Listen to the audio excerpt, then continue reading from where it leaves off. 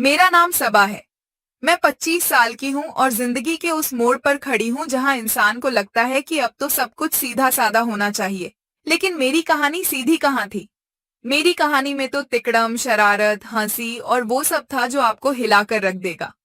मैं बचपन से ही थोड़ी नाजुक मिजाज लड़की थी। लोग कहते थे सबा तो बहुत सीधी सादी है, लेकिन सच्चाई ये थी कि मैं सब समझती थी, बस चुप रहती थी। मेरे मोहल्ले में मेरी एक बहुत करीबी सहेली रहती थी, नाजिया। नाजिया की शादी मुझसे पहले हो गई थी और उसका शौहर, खैर, उसके बारे में अभी सब कुछ बता दूं तो मजा खराब हो जाएगा। शुरुआत में तो मैं सिर्फ नाजिया से मिलने उसके घर जाया करती थी। वहां बैठकर हम गपशप करते, हंसते, चाय पीते और मोहल्ले की औरतों की चुगली किया करते। मगर धीरे धीरे मैंने महसूस किया कि नाजिया का शौहर, जिसको मैं शुरू में भाईजान कहकर बुलाती थी, मुझे अजीब नजरों से देखने लगा है। अब आप समझ ही रहे होंगे कि वो नजरें कैसी होती हैं। वो नजरें जिनमें मजाक भी छुपा होता है और राज भी। कभी कभी उसकी बातें ऐसी होती कि मैं हंसी रोक नहीं पाती, मगर अंदर से लगता कि ये हंसी कहीं और ही ले जाएगी। एक दिन मैं नाजिया के घर गई तो नाजिया बाजार सामान लेने चली गई। मैं सोफे पर बैठी मोबाइल चला रही थी कि अचानक उसके शौहर आकर बगल में बैठ गए। उन्होंने कहा, सबा, तुम तो बहुत ही नाजुक हो, अगर जरा सा भी वजन उठाओगी तो गिर पड़ोगी। मैंने मजाक में जवाब दिया, तो फिर मेरा वजन कौन संभालेगा? वो मुस्कुराए और बोले, हम हैं ना। उस दिन मुझे पहली बार समझ आया कि ये मामला कुछ और है। उनकी बातें ऐसी थीं कि सीधे भी समझी जा सकती थीं और उल्टे भी। और मैं भी जानबूझकर हंसी दबाकर ऐसे जवाब देती कि मसलन वो सोचें, हाँ, सबा तो समझदार है। धीरे धीरे हमारी मुलाकातें बढ़ने लगीं। नाजिया को लगता था कि उसकी सहेली और उसका शौहर आपस में मजाक कर रहे हैं, लेकिन असल में उस मजाक में डबल मीनिंग का तड़का लगा हुआ था। वो अक्सर कहते, सबा, तुम इतनी नाजुक हो कि तुम्हें देखकर लगता है जैसे जरा सी हवा चले और तुम झुक जाओ। मैं कहती, तो फिर संभाल लीजिए मुझे। और फिर दोनों हंस पड़ते। लेकिन इन हंसी मजाक में धीरे धीरे सस्पेंस भी बढ़ता गया। कई बार ऐसा लगता जैसे नाजिया को सब कुछ पता है, और कई बार लगता कि वो बेखबर है। मोहल्ले की औरतों ने भी नोटिस करना शुरू कर दिया था। वो कहती, सबा, तुम बहुत बार नाजिया के घर जाने लगी हो। मैं कह देती, अरे, दोस्ती है दिल से। मगर दिल की बात तो कुछ और ही थी। अब यहां से मेरी कहानी असली मोड़ लेती है। नाजिया का शौहर मुझे अक्सर कहता, सबा, तुम इतनी मासूम लगती हो लेकिन आंखों में एक शरारत छुपी है। और मैं अंदर ही अंदर सोचती, अरे ये शरारत अगर बाहर आ गई तो पूरा मोहल्ला हिल जाएगा। पहला हिस्सा यहीं तक रखती हूँ ताकि आपको सस्पेंस बना रहे। अभी तो असली खेल बाकी है, क्योंकि असल ट्विस्ट तो आगे आएगा, जहां मेरी नाजुक दुनिया और उसकी सख्त बातें टकराएंगी। उस दिन के बाद से मेरा दिल कुछ अजीब सा करने लगा था। मैं बार बार सोचती, क्या मैं सच में किसी के शौहर से मजाक में इतनी दूर चली जाऊंगी? लेकिन फिर खुद को समझाती, अरे सबा, तू तो बस मजाक कर रही है, इसमें गलत क्या है? लेकिन सच्चाई ये थी कि वो मजाक अब दिल के तार छेड़ने लगा था।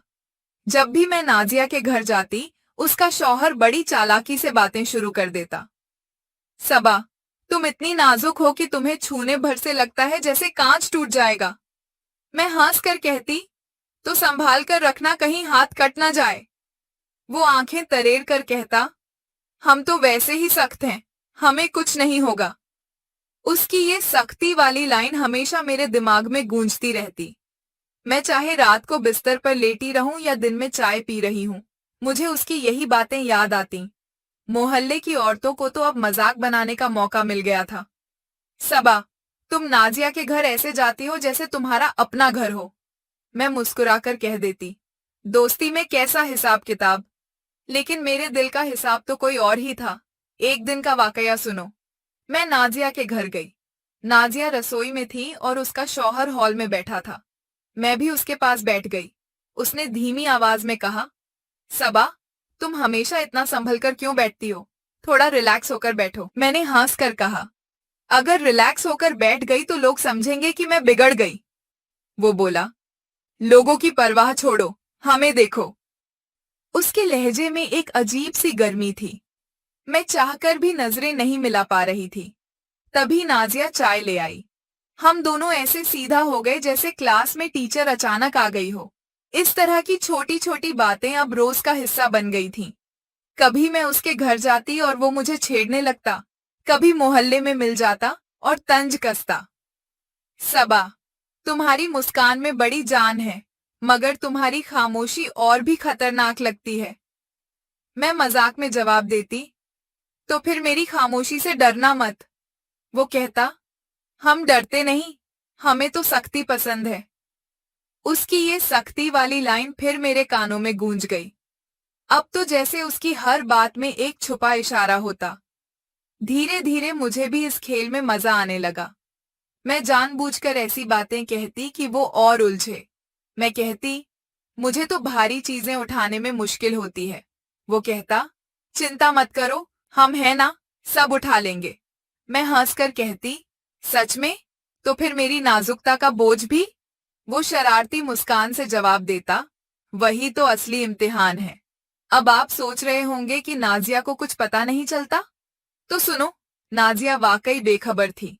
उसको लगता था कि उसकी सहेली और उसका शौहर बस मजाक कर रहे हैं। लेकिन कभी कभी मुझे लगता कि शायद वो जानबूझकर अनदेखी कर रही है। मोहल्ले में अब अफवाहें भी फैलने लगी थीं। सबा, तुम बहुत हंसती हो इन दिनों, कोई राज है क्या? मैं कहती, अरे, राज तो यही है कि मैं खुश हूं। लेकिन असली राज तो मेरे दिल और उसके शौहर की आंखों में था। एक बार तो हद ही हो गई। मैं बाजार से सब्जी लेकर आ रही थी कि अचानक वो सामने आ गया। हाथ में थैला पकड़ लिया और बोला, इतनी नाजुक उंगलियों से इतना भारी थैला? हमें दे दो, हम उठा लेंगे। मैंने कहा, नहीं छोड़िए, लोग क्या कहेंगे? वो हंसकर बोला, लोग तो वैसे भी कहते रहते हैं, चलो आज उनकी बात सच कर ही देते हैं। उसकी बातें सुनकर मेरा चेहरा लाल हो गया। अब कहानी का मजा बढ़ने वाला था, क्योंकि इस बार सिर्फ मजाक नहीं था, इसमें सस्पेंस भी शामिल था। उस दिन मुझे पहली बार लगा कि ये खेल कहीं बहुत आगे ना निकल जाए। लेकिन मेरी नाजुकता और उसकी सख्ती का टकराव अभी बाकी था, और असली ट्विस्ट तो आने वाले हिस्से में होना था। दिन बीतते जा रहे थे और मेरा दिल अब पहले जैसा मासूम नहीं रहा था। हर मुलाकात, हर मजाक, हर नजर में एक अजीब सा खिंचाव था। मुझे लगता था कि जैसे हम दोनों एक खेल खेल रहे हैं, लेकिन इस खेल के नियम किसी को समझ नहीं आ रहे। एक दिन नाजिया ने मुझसे कहा, सबा, तुम तो मेरी सबसे प्यारी सहेली हो। तुम्हें देखकर मुझे हमेशा यकीन होता है कि मेरी शादी कितनी अच्छी है। मेरा शौहर कितना खुश रहता है तुम्हारी मौजूदगी में। उसकी ये बात सुनकर मैं अंदर ही अंदर कांप गई। मुझे लगा जैसे उसने सब समझ लिया है, लेकिन उसके चेहरे पर सच्चाई की मासूमियत थी। मैं बस मुस्कुराकर रह गई। उसके शौहर ने भी जैसे मुझे और उकसाने की ठान ली थी। वो अक्सर कहता, सबा, तुम्हारी नाजुकता मुझे हैरान करती है। इतनी नाजुक कि लगता है जैसे हल्की सी ठोकर लगे तो टूट जाओगी। मैं कहती, और आपकी सख्ती? वो जवाब देता, वो तो तुम्हारी नाजुकता को संभालने के लिए ही है। इन डबल मीनिंग वाली बातों में अब वो मजा आ रहा था जो शायद दोनों ही तलाश रहे थे। एक रोज मैं फिर नाजिया के घर गई। नाजिया किचन में थी और मैं हॉल में। उसका शौहर सामने बैठा हुआ था। उसने धीरे से कहा, सबा, तुम्हें पता है, तुम जब हंसती हो तो मुझे लगता है जैसे कोई ताजा फूल खिल गया हो। लेकिन जब तुम खामोश होती हो, तब मैं अपनी सख्ती महसूस करता हूं। मैंने भी हिम्मत करके जवाब दिया, तो फिर आपको मेरी खामोशी अच्छी